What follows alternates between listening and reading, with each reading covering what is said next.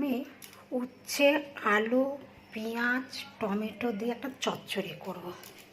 তেল গরম হয়ে গেছে, শুকনো লঙ্কা ফোড়ন দিলাম, দিয়ে এবার হচ্ছে পেঁয়াজ ফোড়ন, পেঁয়াজটা দিয়ে দেবো।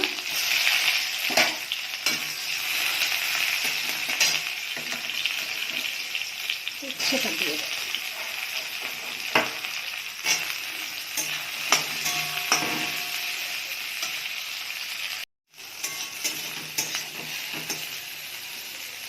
উচ্ছে একটু লাল লাল হয়ে গেছে, এবার আলুটা দিয়ে দেবো।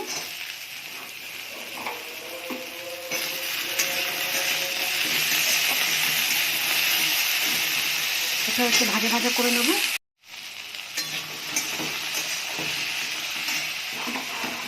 টমেটোটা দিয়ে দিচ্ছি।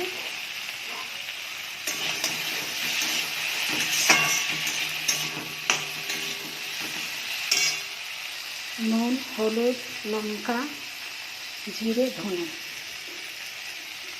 মশলা দিয়ে দিলাম, দিয়ে ভালো করে ভেজে নেব। এখন একটু ঢাকা দিয়ে দিই।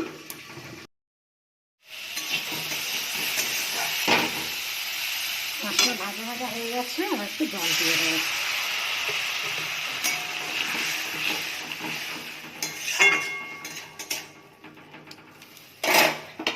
ঢাকা দিয়ে দেবো।